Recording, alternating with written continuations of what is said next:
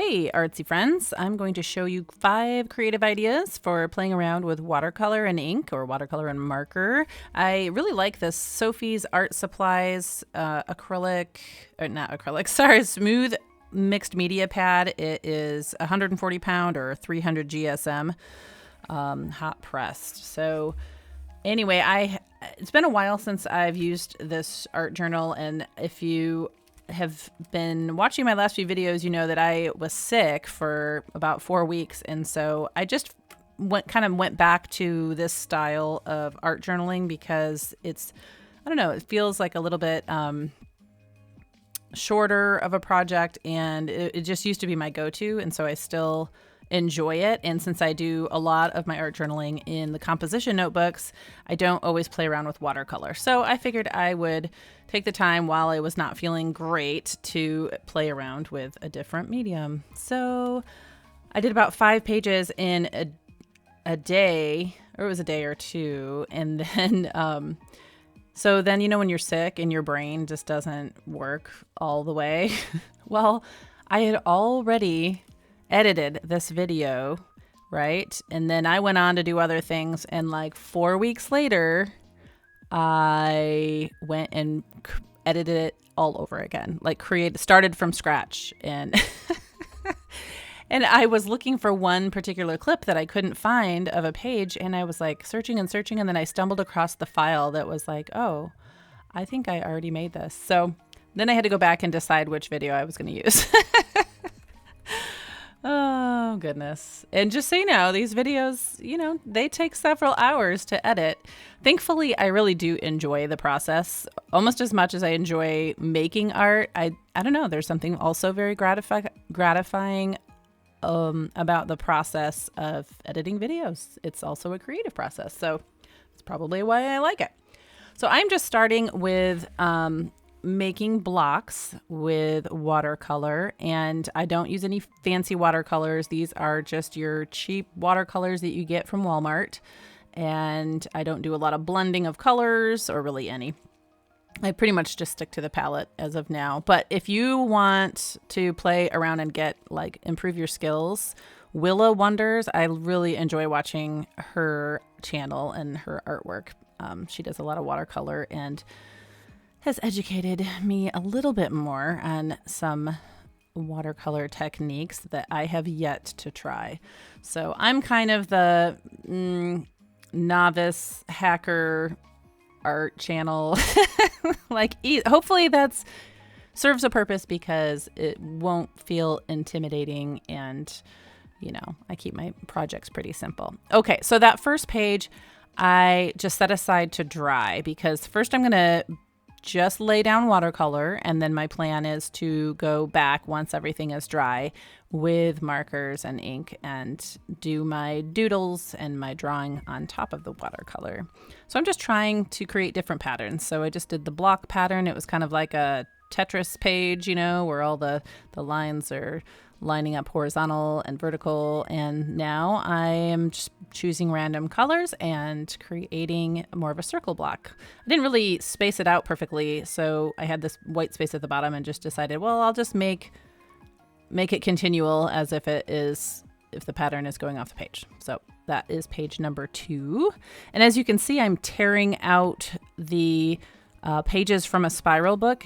That is because I went and prepared it in the past for being able to do that, because I like working all the way to the edge. I don't like having to try to smush my brush in between wires and things like that. And I don't really like leaving it blank. So what I did is pry apart the spiral and remove all the pages. And then I went in with scissors and just cut a slit up into the spiral. And then you can just carefully put it back in.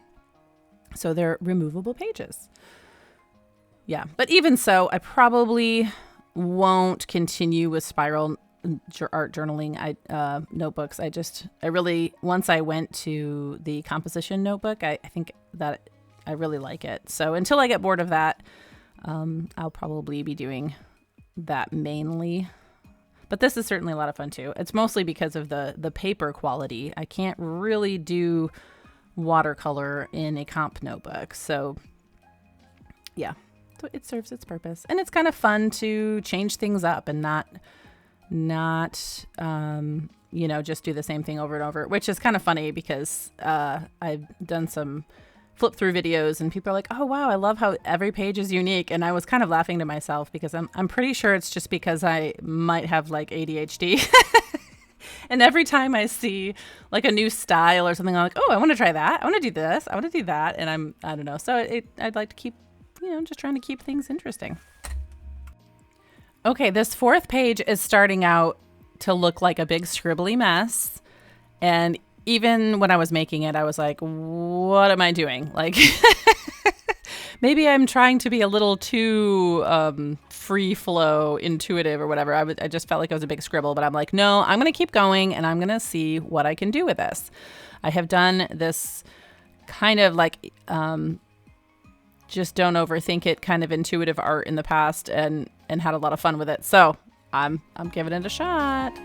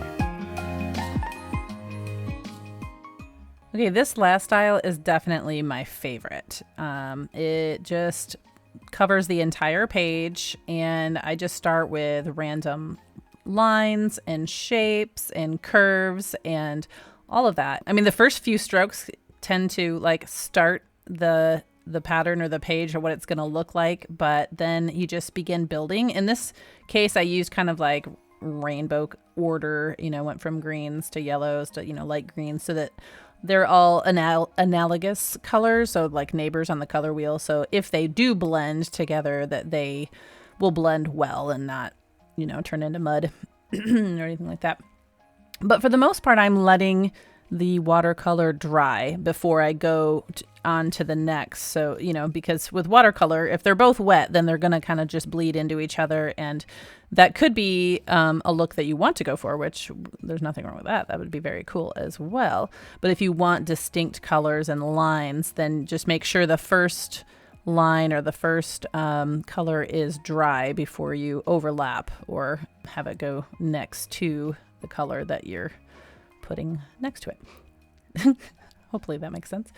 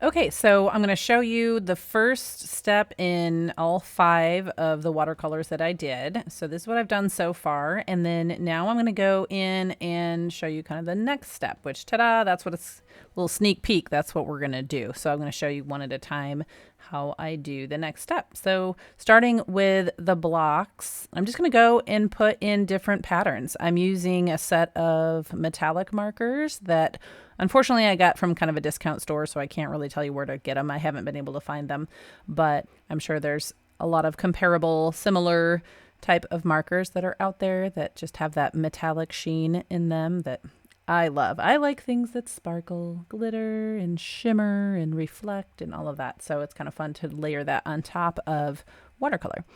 I also think this is just a good exercise in building creativity, because when you limit yourself to like maybe not repeating the same pattern, it forces you to think of, well, what else can I do? What else can I do? And there's nothing wrong with borrowing ideas too. If you are kind of stumped, like maybe you want to stretch yourself and try not to use any inspiration, but if you do get to a point where you're like, I just can't think of anything new and different, I keep repeating the same ideas. Well, get on Pinterest, look up Zen Doodle drawings, and there's like a million patterns and things. And you're like, oh, I never thought about doing that. Yeah, I could do that.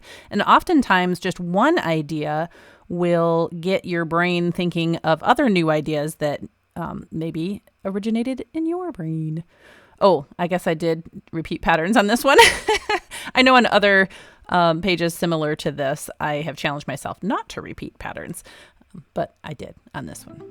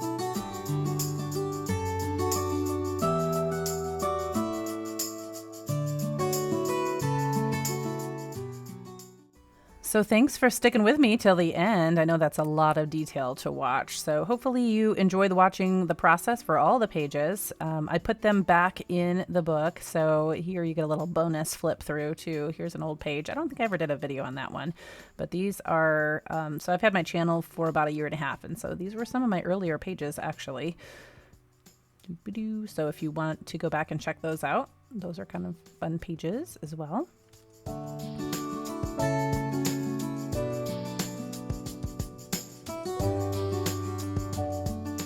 Okay, so the page on the right is the one that I just showed you today, and on the left, I don't know if I have a process video for that, but I really like how it turned out. And the one on the left, I also have a video, I think that is out. Yep, I just edited that and posted it yesterday.